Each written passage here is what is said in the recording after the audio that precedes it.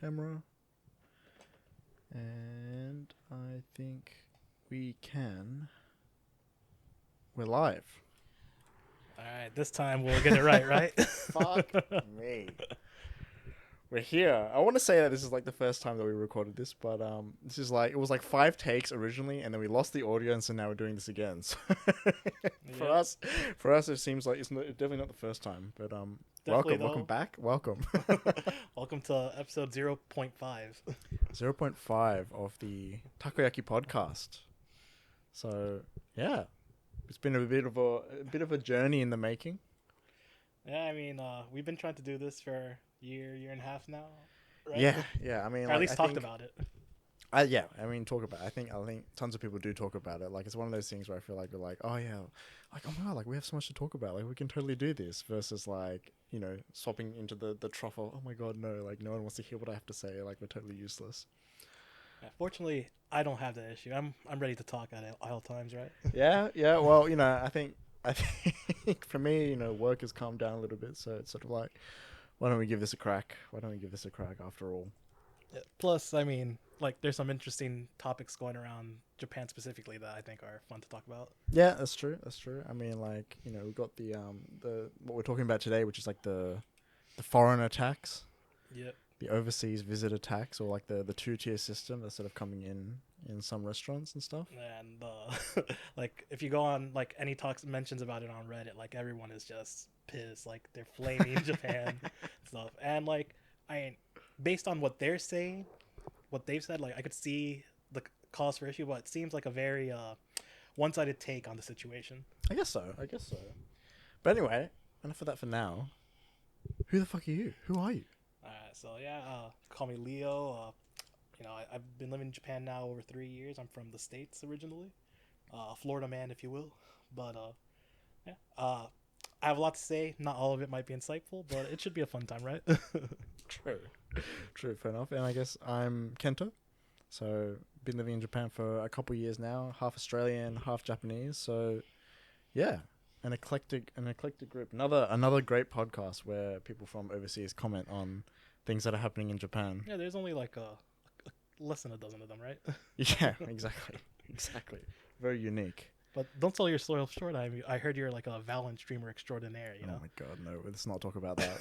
I have a few friends that if they see this, they'll be like upset if I claim any skills related to Valorant. So let's not go there. But yeah, so here we are, the Takoyaki podcast. You know, discussing some issues, I think, that pop up in Japan from time to time. And then, you know, if you can't tell, you know, my friend Leo here is very much into food, but I'm also into food. I mean, you don't get to this size if you hated food, right? Exactly. So I think, like, you know, at least for the foreseeable future, we'll try and do like some commentary on issues to begin with, and then we can probably transition into some reviews about, you know, new releases in konbinis or like some food that has been going around or is popular in Japan recently. Yeah, I'm by no means a food connoisseur, but I know what I like. And today, I mean, we're gonna start with something the quintessential. The quintessential, exactly. The one thing that everyone that I talk to is like, oh my god, I miss the konbini so much. I miss the famichiki. Yeah, the perfect drunk meal. I feel like it's a bit blasphemous to say, like, I'm not a huge fan of famichiki. I'm not huge. I'm not. Yo, I'm not watch a huge out. fan. You better watch out, dude. Like, I'm not even a huge fan of the fried chicken in general. Like, it sits out there and it gets kind of a bit greasy. Like, I don't like that greasy taste. Mate, like, you better watch out. Like, if I got it fresh, yeah, it's probably pretty good. But yeah, but like, you're not worried about that after a night out. Well, I mean, after a night out, there are so many more things I'd rather eat than. Well, you know what? We'll find out. We've got the I guess like the fried chicken from all of the 3 major the big convenience. 3. Yeah, the big 3 lined up. So we'll give them a go. We'll give our opinions. But first, we have this 2-tier pricing system that's coming in. It's been making the rounds on the internet. Yep. There's been a few sort of like Japan commentators, namely like Chris Broad talking about it on his podcast. Yep. I know Reddit has been up in arms about it a little bit. I wouldn't say a little bit. A little bit, no? I'd say a lot of it. But yeah, I mean, like, so what is this 2-tier pricing system? I mean, it seems like, so the way the internet has taken it, they're saying that they're charging tourists more for like just basically anything. Yeah. Whereas you know, Japanese people have or Japanese residents will be paying a cheaper price. And I feel like there's a lot of there's a lot of baggage from previous controversies that happened that are rolled into this situation. It's a racist. So, so I think Chris Broad, I disagree with a lot of their takes in the stuff that they're discussing today, but I think overall it gives a decent overview of the current situation. Yeah, okay, fair enough. Well, I mean, look, let's jump into it. I think we have some clips ready. Let's see. Shibuya seafood restaurants, or one particular Shibuya seafood restaurant, which no one should go to if you're a foreigner visiting Japan, clearly, has started offering discounted prices for domestic customers. Tamatobacco is a new restaurant that opened last month in Shibuya, not far from the Shibuya Scramble. It's a seafood restaurant, and rather like, and they've got rather than a la carte orders, they basically give you like an all-you-can-eat buffet, which obviously, if you are travelling on a budget, smashing all you can eat buffets, if you could stomach them and stomach the wildly variable quality when it comes to hand washing and and cleanliness, but Tamatobacco has started basically, if you are coming to a restaurant with locals or being a local, you get charged less, and foreign tourists get charged a little bit more. It's around about 1,000. Okay, so we have a two-tier system. Basically, we have, I guess, the full price, which is, the standard price of, whatever the restaurants decided putting it out at. Yeah. Something I want to give credit to them is that the way they explained it is the most accurate, in the sense that it's not that tourists are getting charged more; they're getting charged the full price, whereas locals, which are residents, would get charged a discounted price. Yeah. But something that I really dislike is how it already gives this negative framing around it without saying, oh, you shouldn't go here, right? Especially considering how inflammatory the discussion around this topic has been. Yeah. So it feels like it's already kind of poisoning the well on the situation. Yeah, I mean, look, I think a lot of the commentary has been like, oh, it's like a tax on tourists, but I guess, yeah, technically speaking, it's like one price and then a reduced price or a discount for people who live in Japan. Mm-hmm. Okay, well, I mean, we'll go to the next clip. Oh, shit.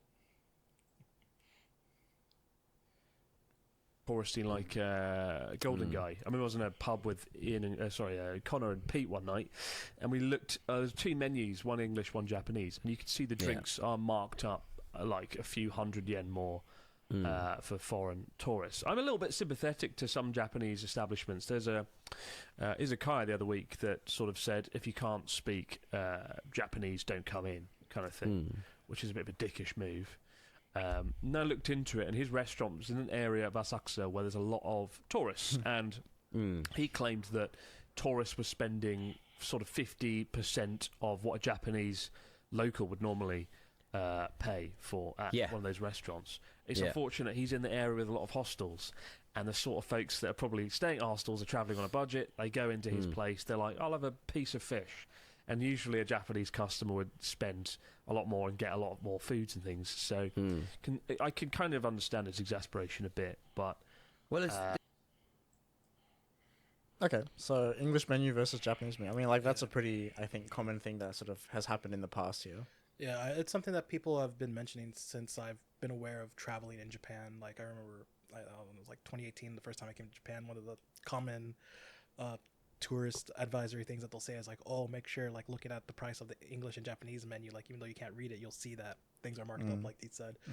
I think a lot of the baggage with right now with the two-tier system is a lot of people are equating it to that controversial stuff. They're kind of saying, oh, it's basically just the same thing, when in reality, they might, if you just look at the end product, it might seem the same, but it's just different, nuance wise and stuff. And it's not a sneaky, or it shouldn't be a sneaky thing that they're trying to do. Yeah. I mean, what do you think about the having a different price on the English menu versus the Japanese menu? Yeah, I think that is pretty messed up. I would never co-sign that. You're trying to pull one over your customers, right? Even if you're trying to oh, I'm just trying to charge tourists more. There are so many people that live in Japan that don't speak the language. But should they be able to speak the language? Well, of course. I mean, you're talking to someone from the U.S. where they say, "Please speak American" here, right? Yeah, yeah. No, fair enough. I mean, like, yeah, the English menu versus the Japanese menu pricing is. I mean, like, I get it. I get why it's happening. Like, obviously, they're saying that, okay, we're going to charge a premium for, like, English service. But, like, it's a little bit... I mean, like, he's right. It's a bit of a dickish move, right? Where, like, you're kind of taxing the ability to speak Japanese. Yeah, like I wouldn't even mind if they were upfront about it, but the fact that they try to sneak it past a lot of people, and it works because like I said, a lot of tourists aren't able to speak or read Japanese, or they might be able to speak Japanese, but many cannot read it. So then, why is it different to have the 2-tier pricing system? I mean, the way it seems like it should be an upfront thing. For example, I'm from Florida, and we used to have this 2-tier pricing system when it comes to going to Disney World. Florida residents would have a discount to go to Disney compared to outside tourists. Yeah. And, they don't look at you and be like, oh, yeah, you're Floridian, so I'm going to charge you less. No, you just show them a state ID, a driver's license, student ID, or whatever to prove you're from Florida, and boom, you get like a 20% discount or something. Yeah, okay. I mean, fair enough. But, like, I mean, why? I don't know why Disney needs to do the Florida discount, but... I mean, I think they're trying to attract more Floridians. No, I think it's like Seems giving dangerous. back to the community, especially since they have a lot of specialty statuses because they have their own special district in Orlando. Yeah. So it's like, oh, we got these things. So it's kind of like give and take situation. But yeah, I mean, I think they stopped it after the pandemic though, which is a shame. Okay, I mean, fair enough. I mean, look, I think like they like Chris and stuff tend to go on and discuss like the actual problem and like the potential solution to it. So why don't we watch that? Donaldson had a Japanese dad and you look Japanese and you came to Japan as a tourist, would you get the Japanese price? Would they... I think you could probably get away. Yeah, how do you prove that you're kind of... Exactly, and this is the fucking stupid problem. It doesn't For make starters, I don't think that like the system is based off how you look, right? Yeah. I mean, that would be kind of fucked up. Yeah, but I think that's what a lot of people are thinking. I think a lot of people think it's going to be like do you pass their... Are they Japanese test? Yeah. Like, oh, can they speak the language? Do they look Japanese? All right, we'll give them a discount. But I don't think the system, at least from my understanding, is set up like that. I'm pretty sure it's going to be a system where, you opt in for the discount. So if you want a discount, you got to tell them, hey, yeah, I'm Japanese or I'm a resident here or whatever. Show them, like, here's the ID card or something. Like, because like the stores incentivized, they want to charge everyone the full price, right? Sure. I mean, like, I agree. Like, if it's gonna be a system where we just kind of like, someone walks in like, oh, I mean, like he looks Asian, but maybe he's not the Japanese kind of Asian, or is this guy half Japanese? And oh, let me register a Japanese test. I'll administer a Japanese test, and we'll see. Like, yeah, it's kind of messed up, I guess. But like, if it's not gonna be that, then that's not really the core of the issue. Stupid problem. It doesn't make any sense, really. It's a nightmare. And this is why they get around it by having the English and Japanese menu, because most foreign tourists won't be any the wiser when they can't read the menu where the prices are different, right? That's the genius of it. So if I'm sure I've experienced it so many times and not even noticed because I've been reading the English The menu. genius of it, dude. Yeah. You can't understand. So I think they keep trying to like. I think we're keeping going back to the same crux of the issue where they're thinking that this is going to be a sneaky tax that to try and trick foreigners to pay more. Because that's how it was in the past. Like there were like these kind of like sneaky scam type things with the izakayas, drinks being more for English menu. But I don't know. I mean, like I think this is gonna be like a government like program mandated thing where like there's gonna be regulations of some sort. I'm assuming. I mean, no, I don't think so. Surely, I don't think the government can implement it, right? Like that would be kind of. No, I'm not saying the government is doing the implementation, but I think like there's like the 2-tier system implies that there's some like backing behind it. It's not just like. I mean, I think that like if it happens, it's going to be like small and sort of medium level, like restaurants, like maybe anything from like 2, 3, 4, 5 seaters to like I don't know, maybe up to like a 30-seater kind of restaurant. Like I don't think you're gonna have like major chains starting to implement this, and then like in terms of like actual regulation on it, like. I mean, for starters, I can't see the Japanese government doing anything. Like, I think they would just rely on like the framework of like laws that they have at the moment. But like, well, I assume there was going to be like a local government thing where like, okay, this is like a clearly a designated tourist zone, will allow shops to implement these type of policies. do you reckon that it would be better if like local governments determine where is like the tourist zone and where they can have that 2-tier pricing and then like regulate it that way. So it's like an actual official system, or it's just something that each restaurant is doing in and of itself. I mean, I assumed there was gonna be like districts that are like, yo, we're special tourists. Like we literally have a bunch of tourists. We should do like in solidarity, do all this thing together and like kind of officialize it. Because like if you just have like some places here do it, some places there doing it, then it's just gonna cause a lot of like. I feel like it's gonna, because like those places are already charging premiums, right? Yeah. Because they're a tourist area. So I don't think the pricing is gonna change that much, but it will incentivize locals to start going there, which is probably more the clientele that they prefer to deal with since it's easier. I guess so. I mean, like I don't know. I don't know how comfortable I would be with like a government sort of looking over it. I mean, like I guess the community coming together and like sort of all agreeing to do that pricing in that sort of one area is one thing, but like to have it either like mandated or like kind of, I don't know, signed off by the government, that seems kind of weird to me at least. I mean, I feel like that's the type of stuff that like local government does, though. Like, I mean, like back in the States, I mean, like we had a lot of laws when it came to like that were local, and like there were some federal laws, but also like some local laws when it came to like fishing, for example, Yeah. where things have to be a certain size, you can only catch a certain amount, and things like that. You know, and like that was a big like tourist industry in South Florida and the Keys.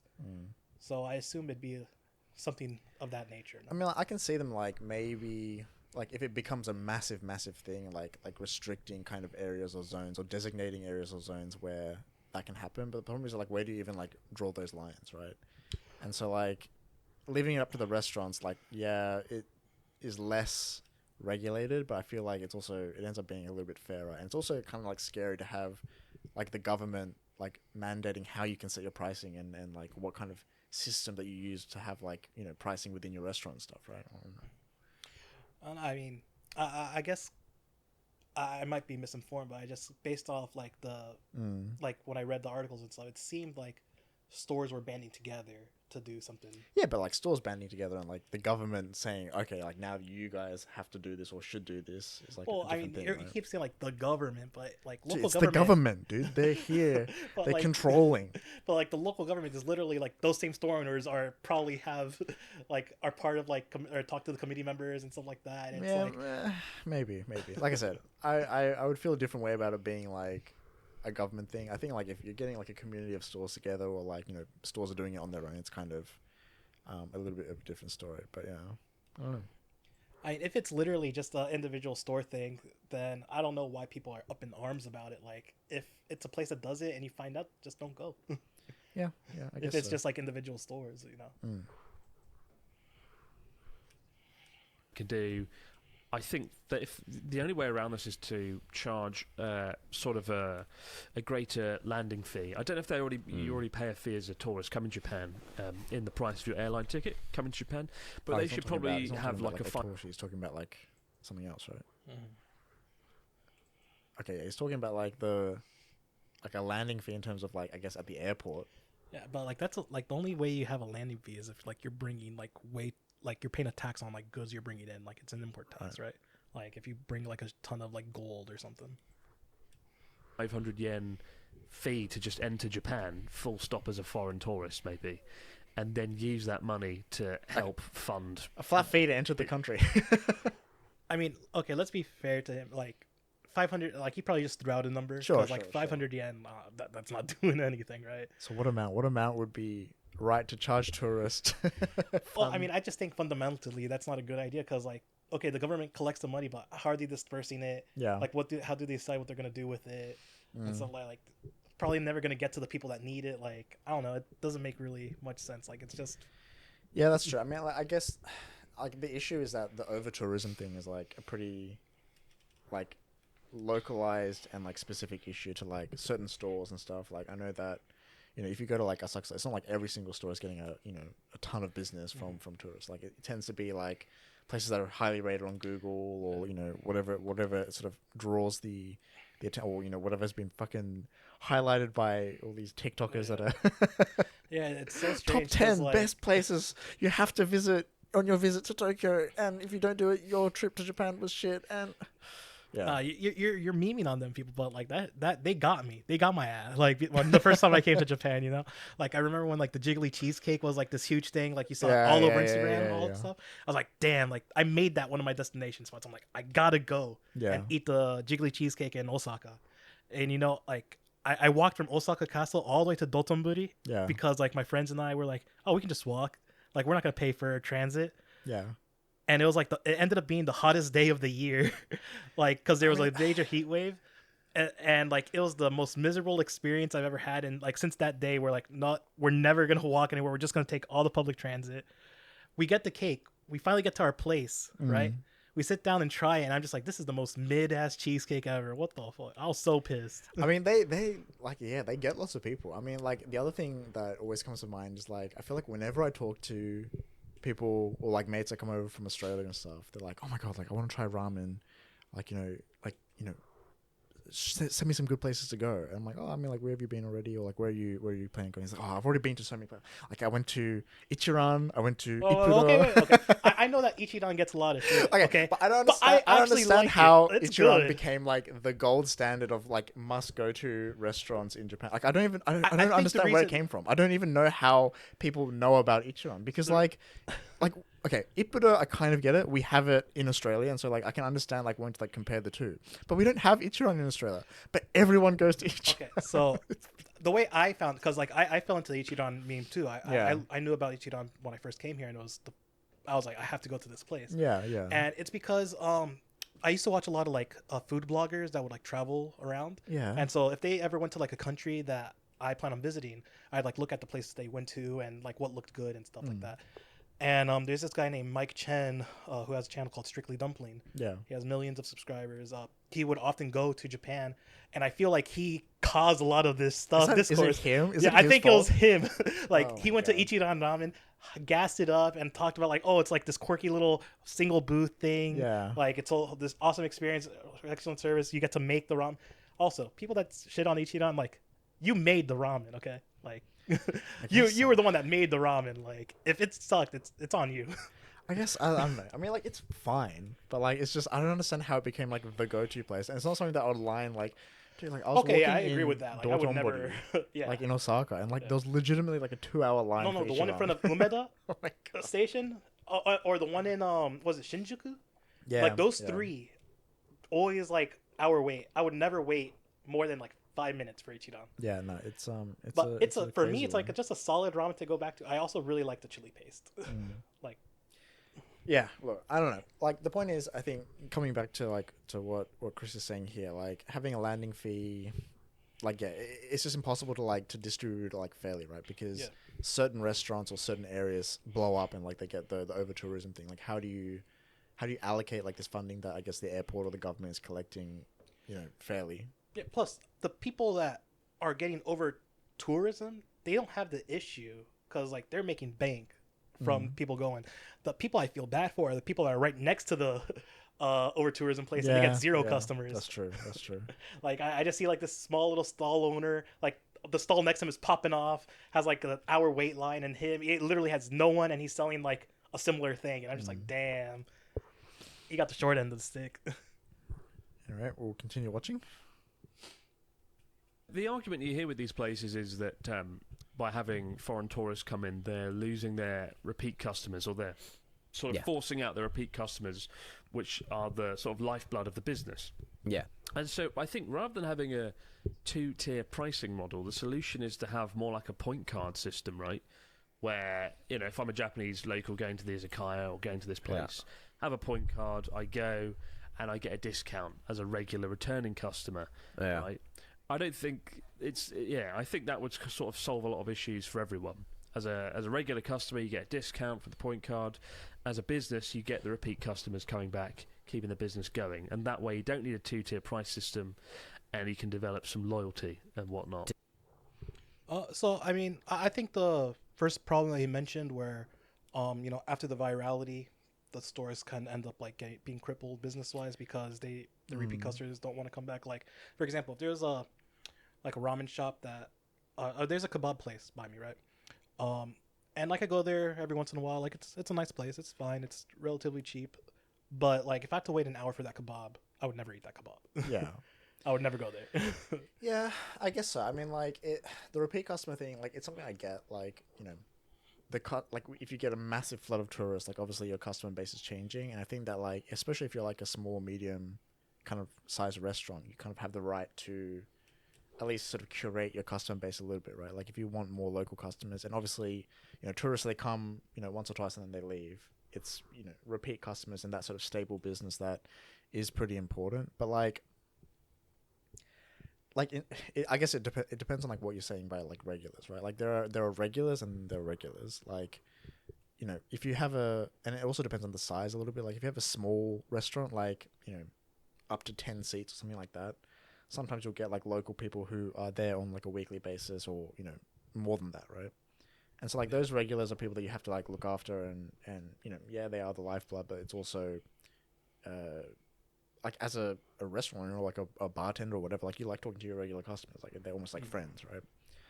When you start getting into like I think like medium or even sort of large businesses, like I don't know how much those kind of like super regular like staple customers are impacting like your restaurant. Like obviously you have more seats, like you're gonna have more people that come once every month, or it's just like a every now and then kind of thing. Like I think no matter what, like if you have like I said, an hour wait, like that, those people aren't gonna be coming back. But the thing is, right, like I don't know, like I was talking to people who are actually like in the restaurant business, and like I'm like, okay, like what happens if you have like repeat customers that stop coming and stuff. And I mean, like it depends a little bit, I think, on the size, but like for like a medium-sized restaurant, he's kind of like, oh well, at the end of the day, like as a restaurant owner, like your goal is to have a popular restaurant and to be serving as many people as you want, and to at the end of the day make money. Like if it becomes popular, like whether it's tourists or whether it's other people, and you have people lining up, like those repeat customers aren't gonna appreciate that. Like either way, right? It's kind of just a consequence of becoming more popular. Mm-hmm.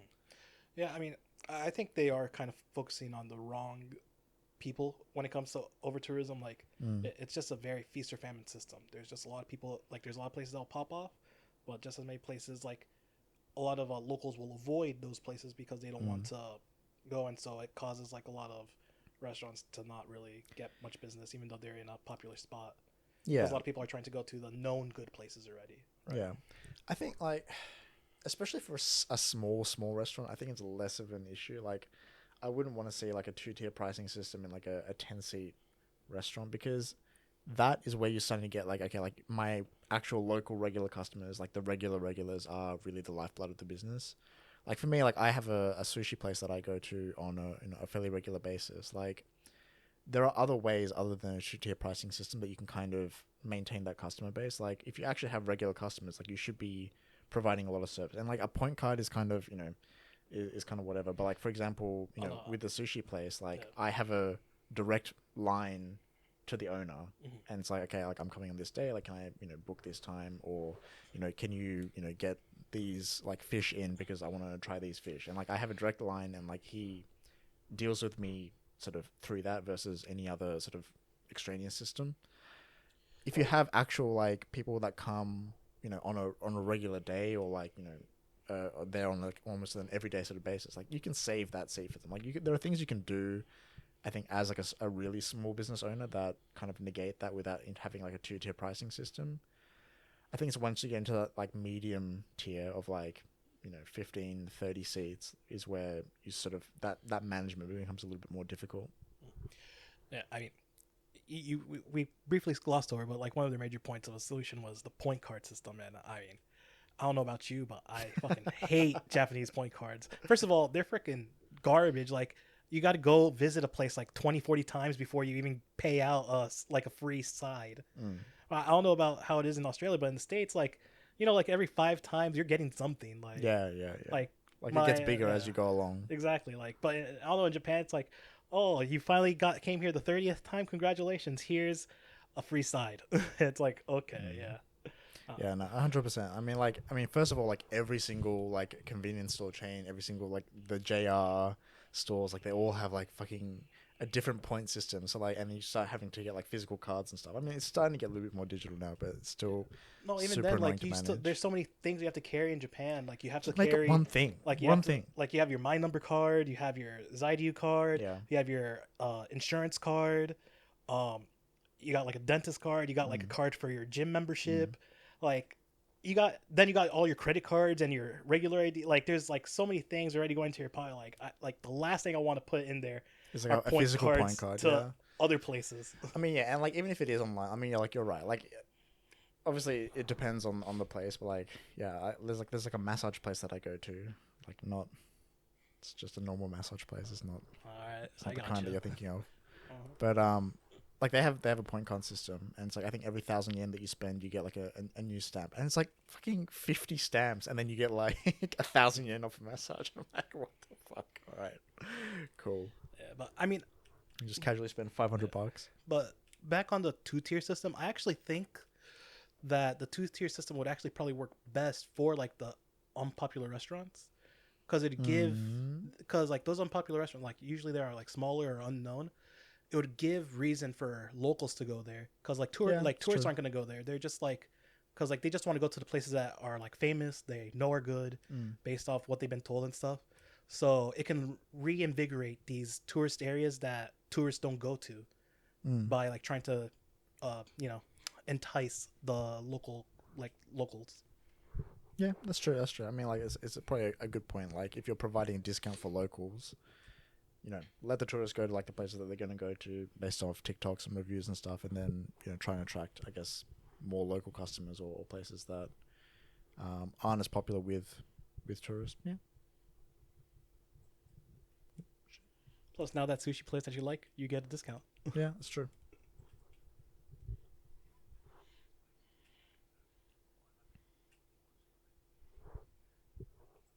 Yeah, we saw that clip.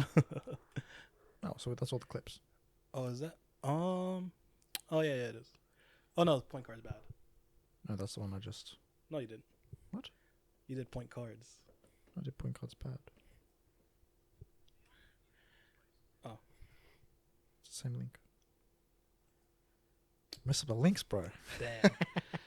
I mean, they were just gonna go over why they disagree with point cards right after making the solution. So I mean, they agree with us. Don't worry. Yeah, fair enough. Yeah, no, nobody Yeah. likes point cards. Get rid of point cards. Just like, one system. Put it all on paper. I mean, so obviously they went through. They kind of went over the situation and like current pitfalls and solutions. Like, what do you think?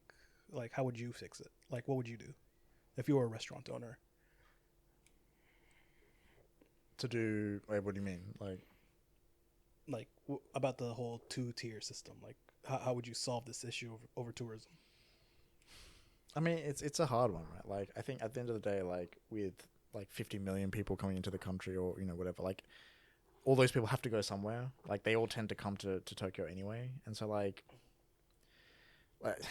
it's a thing that I don't think you're gonna solve in a 2-tier pricing system. Like you might make more money, a little bit more money, like while the tourists are here, but like at the end of the day, like I think as long as it's a like open system, and this is kind of what like some of my other mates in like the restaurant industry were saying. It's like they may not do it personally, but like the English menu, Japanese menu kind of thing is you are kind of like just tricking your customers, and you're sort of trying to make money off them based off a Japanese speaking ability or something like that. Whereas if it's public and known that this restaurant, okay, like if you're Japanese you get a discount, if you're a tourist you're going to pay like the the original price, like that being open, and if you still choose to go there, then power to you, right? Like if the restaurant is good enough, then tourists are still going to choose to go there. If it's not, then you might lose those tourist customer base, and then you can sort of rethink what you're going to do there. I think How do you think people would take to like, let's say these restaurants that don't do a 2-tier system, right? They don't do anything menu business, but they start saying, oh, if you use like MERPay, PayPay, or Line Pay, you get a discount. I mean, it's just like another way of doing it, right? Like I think. Do you think people would be up in arms with that?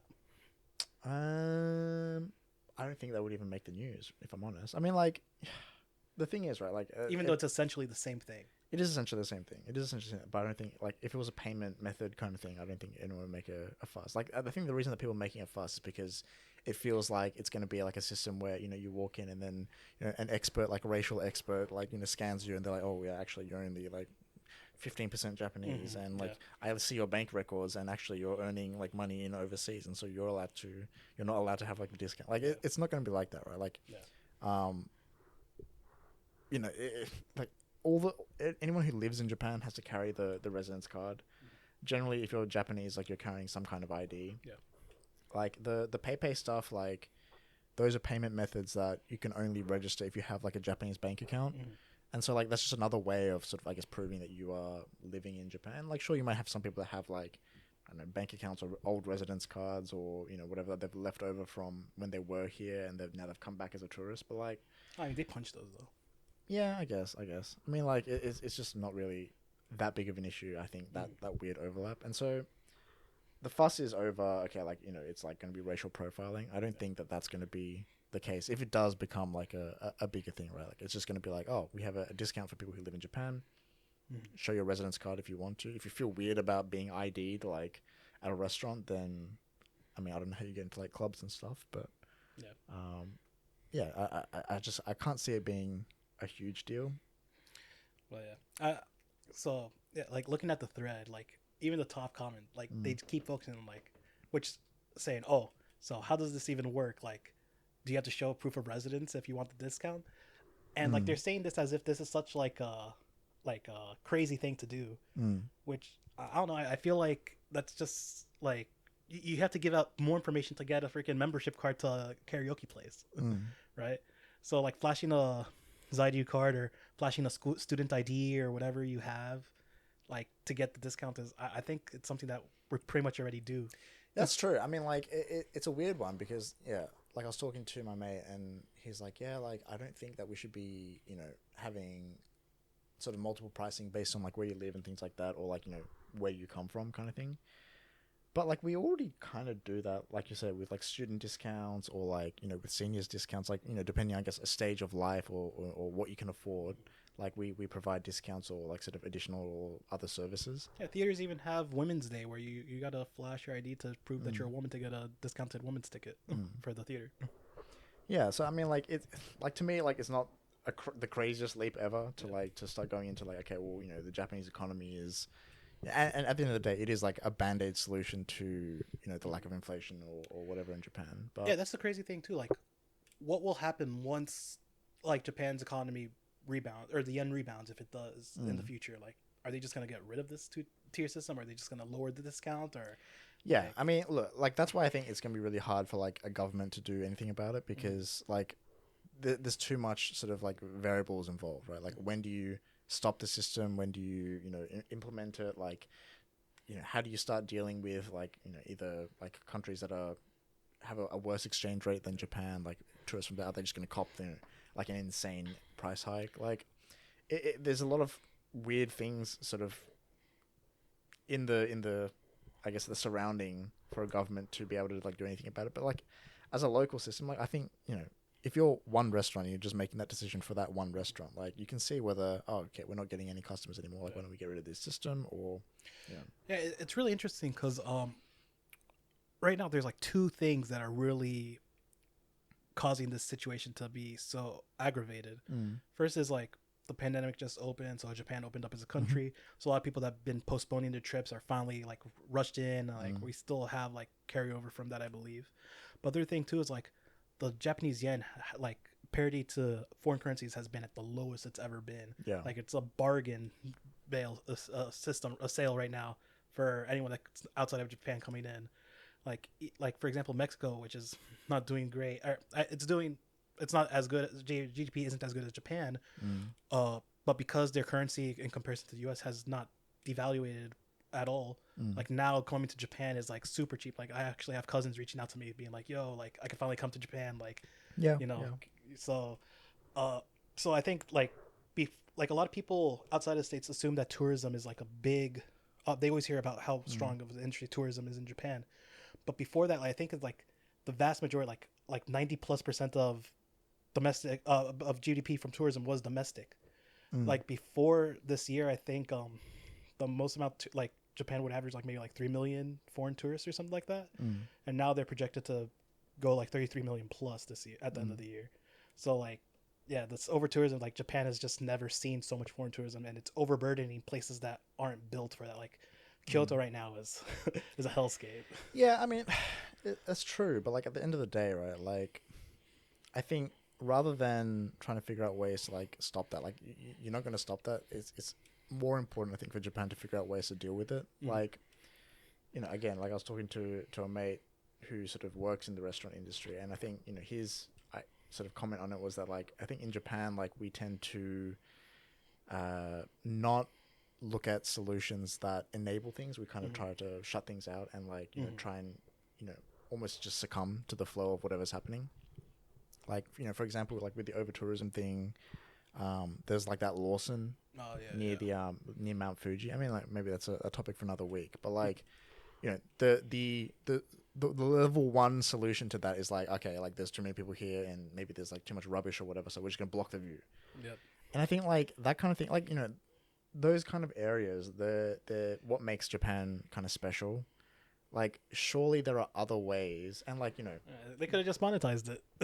exactly, and like okay, if there's too much rubbish, like put bins there, right? Like or like if there's too many people and they're crowding the road, or like they're disorganized, Yeah, like if it's gonna actual be areas for them to do it, right? Like Yeah. so that it's safe for everyone.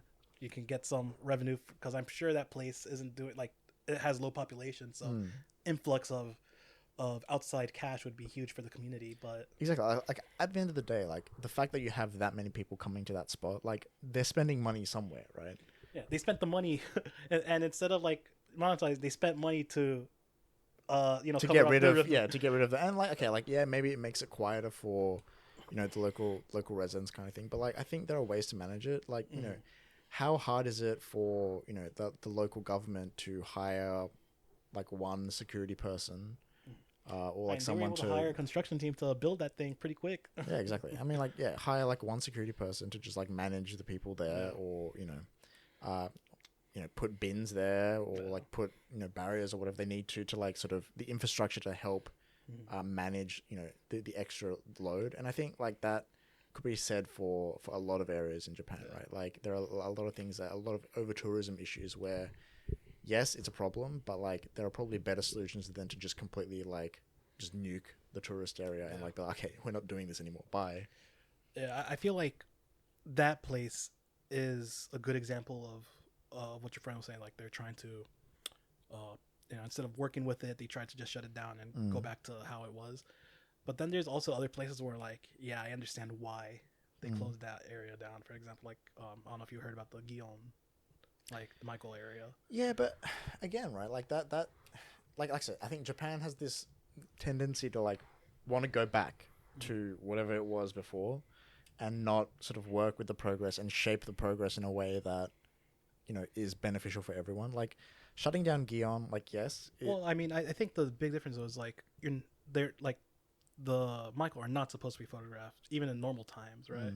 And like tourists trying to do it and do that, like it's breaking like that kind of like rule already. And, sure, like, sure, so, but like okay, so what we're just going to like completely like shut out all areas where like the Japanese kind of culture is being sort of impeded on by tourists. Like that's kind of what makes Japan unique, and like so sharing that with a global community, like okay, there are going to be challenges, but like there must be other ways other than just completely okay, let's just completely like shut off the Gion district and well, it's have not the no whole one come district; in. it's just that area of the where the Michael will go from their dorm to their like store where they work out, right? Yeah, but like I think it'd still be good to be able to like see that. Okay, and like yeah, there are issues with like photographing and things like that, but like there must be ways of managing that, right? Like whether that's okay, make sure that you have people patrolling and like people aren't taking photos and people are have their cameras off or whatever it is. Like you might get like sort of people who are trying to be sneaky every now and then, but like my point is that like there are other ways to I think manage these issues, and we tend to go down the route of let's just shut it down or just close it or go back to what it was or Well, so I think in that case, shutting it down is fine, but I think they should have also done something to like scratch that itch for tourists. Like they see that that's something that tourists want. So, for example, my teacher actually talked about how she wanted to be a Michael once, Yeah. and so she would like apparently it's a trendy thing like where teenagers will go to Kyoto and like impersonate Michael, like they'll dress up like them and like walk around, and they take photos with tourists. Yeah. Yeah. So they probably should just make an area where like the fake Michael could go, and then tourists can get their fix there. Yeah, but like, is that the same thing? I don't know. Like, Do you think like most tourists don't even know that they're not Michael? sure, I guess. Like no, like legit. Like for example, well, something that I I don't know, so like as speaking of that, as someone that likes like tradition and things like that, like, well, you can still go see a Michael. You just gotta sure, pay. sure. Like if you want to see the real deal. But that reminds me, like, so, one time I went to see my girlfriend. She had a badminton tournament, right? So I went there to like cheer for her and see her and whatever. And I remember I was chilling, like I was talking to her at the end of the tournament. And then this old couple came up to me, like wanted to give me a handshake and take a picture with me. I'm like, what the heck? And then like I was like, oh, okay, yeah, no problem. And then they said, oh man, it's so rare to see a sumo on his day off. And I was like, Damn, shit. So I was like, damn, maybe I should go to like one of these sumo events in my yukata and just like have my hair tied up all nice and stuff and like offer her wild. photos. That would be, you do like, yeah, like, 100 yen a photo or something. You make some decent money. I could be the cosplaying Michael. Damn. But yeah, so I mean, I feel like, and tourists will eat that up. They won't notice that they're not getting like because like the experience that they want is already inauthentic in a sense, right? I guess so. I like I prefer like people having like an authentic experience when it comes to Japan. Just behave yourself. Just, like, how hard is it, right? Like I saw some photo the other day. I don't know if you saw it. Like it was might have been on Reddit as well. Like there was like a group of people just like sitting on the floor of the train, like having drinks and like food and stuff, and then like they left and just like left all their rubbish and shit. No, I didn't see that one, but I saw the one where they were like sitting with their legs up. Oh my god, yes. I Like saw why were they sitting like that? I just don't get it. I feel like you wouldn't even sit like that. You wouldn't see that even overseas. But yeah, it's like some chick and she's like sitting on like, cause like I don't know if you know, like Japanese trains have like the 2 rows of seats that go along the whole thing. Yeah. And there's sort of cut obviously where the doors are, and she has like her leg like up and like through the handrail. Yeah. I'm just like, why? No, she has it through like one handrail. Like there's no way that's comfortable. Like, and then the girl next to her has it on the other handrail. Oh my like I'm God. just like, why? yeah, they're just like full Yeah. spreading. Like you know that clip that always makes the rounds like once a year, and it's of what's her name, the Kesha, Yeah. doing like her single on the Japanese train. Wait, was that actually Kesha? Yeah, no, that was Kesha. Yeah. Oh, I thought that was just like someone covering. Yeah, no, that was a viral marketing thing. Oh fuck. Oh, no.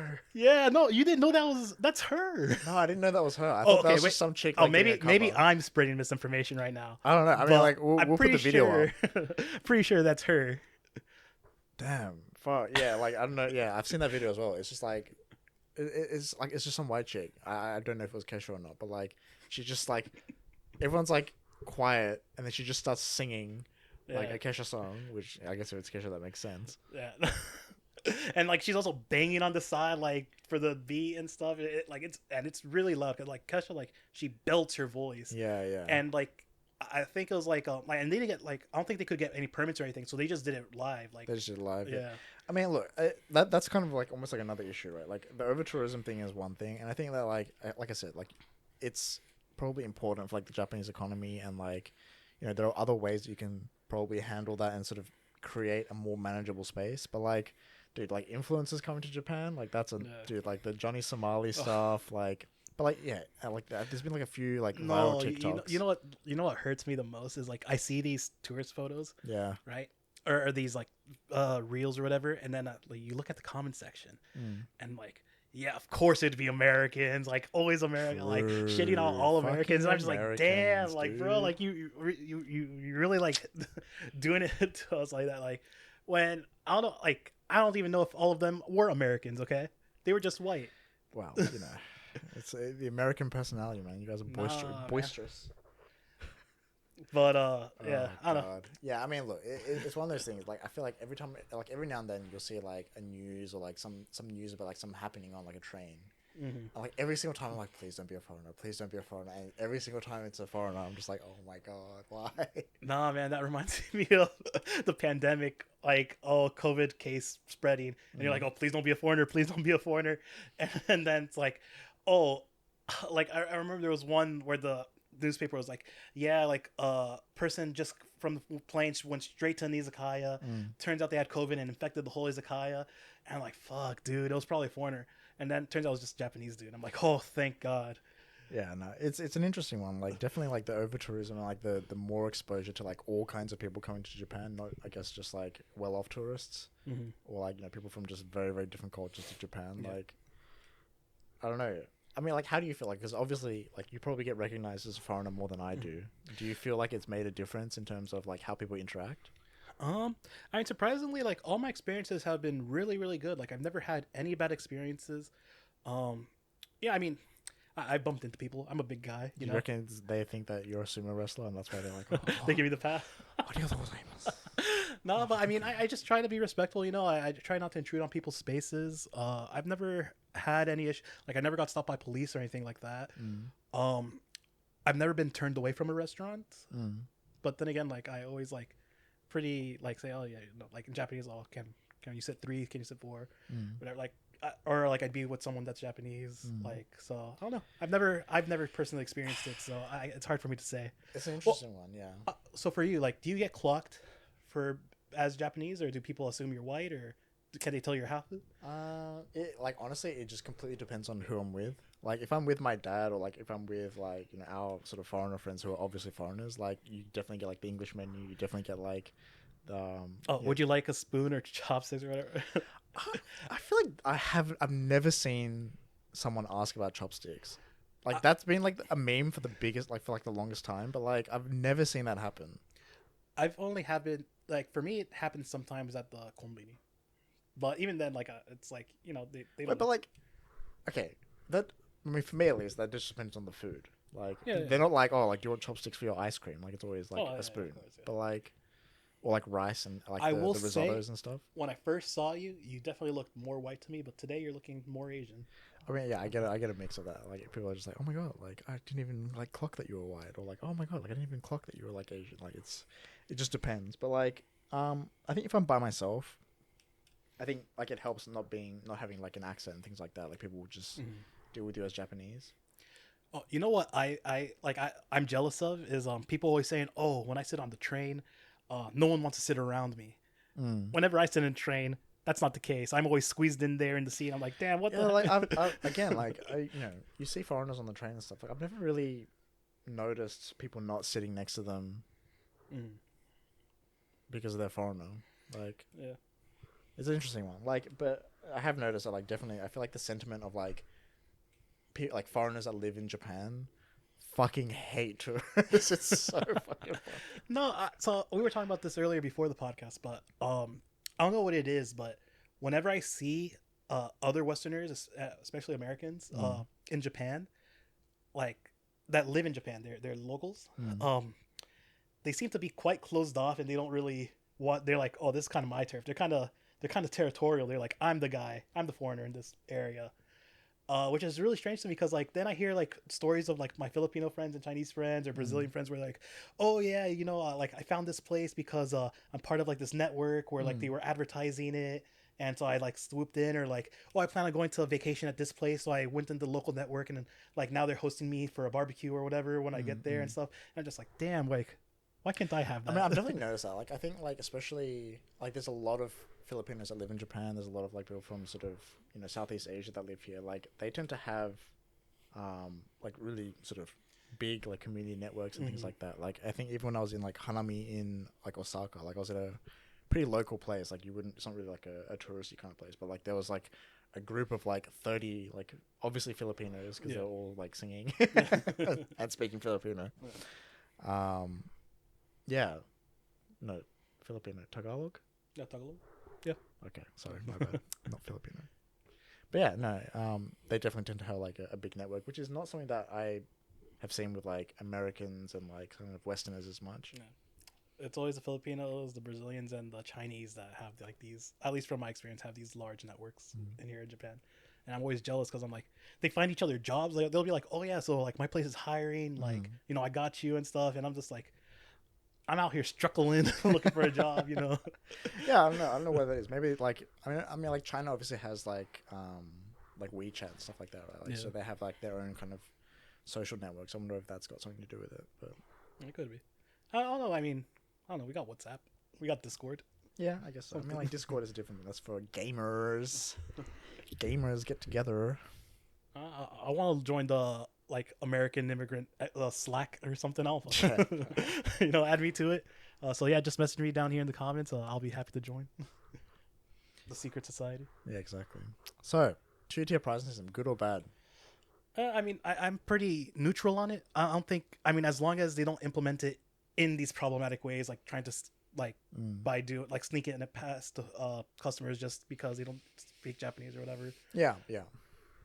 I mean, like I tend to agree. Like I think, like I don't know how I'd feel about like McDonald's doing it, but like if you're like a small or medium sort of business, like I think you have the right to sort of cater or like sort of curate your customer base. Like if you want to do that and you want to, I guess, risk the backlash and risk the potential sort of loss of tourist customers, and you sort of weigh that up and like I said, it's in the open. But even if like let's say McDonald's was to do it, like it's not like all McDonald's are doing it. It's just like the McDonald's in that area, right? Like because like in America, places at higher cost of living in like richer areas, even McDonald's will be more expensive than it is at like regular suburbs. Yeah, maybe. At least in the US, Then you run into the issue of like, okay, well, like how do you prove? Like, are you gonna start showing like McDonald's like people your fucking ID? I mean, I if you're a don't know. tourist going, Maybe. I mean, oh okay. I was gonna say, if Like, you're I a just tourist, think why I are you just think coming like to a McDonald's? massive I just think a massive company like that can absorb the cost a little bit. Whereas like They if you're like a small business owner or whatever, like if anyone make a bit more money from tourists coming, like yeah. Again, like, I'll let the free market decide. Like, so I don't really care if stores start doing it. It's whatever. capitalist. Yeah, because like at the end of the day, like you don't have to go to that place, right? Yeah, no, exactly. Yeah, like at the end of the day, like that's true. Like you don't have to go to that place. If it's in the open, you still choose to go there. Then it is what it is. Yeah, but I will say, like, if it is like they're just like clocking you and they're like, oh, this guy's Japanese, give him a discount. Oh, this guy looks completely foreign, don't give him the discount. Then yeah, I think you should put that place on blast. Yeah, like for example, like that one place, there was like a restaurant that said, oh, no foreigners during pandemic. Like there was a lot of restaurants that were doing that. And I think one of them went viral and ended up closing down because of all the hate like that it got. Yeah, no, I've seen that a few times. Like, there's been like a couple of restaurants that sort of come up in the news where it's like, oh, like no Chinese, or like they'll go specific, or like no foreigners. Oh like, yeah, that's starting to get like pretty intense. I think like that's a different issue. I don't know this is an extension of that. All right. Well, I think that's a that. good note, yeah. Time to eat some chicken, I reckon. Yeah, I think let's find out which one's the best. We might cut there, and we'll be back. We'll reheat the chicken. Put it all in the oven. I've got a little oven. Yeah, And it's a lot of chicken. see you in a bit.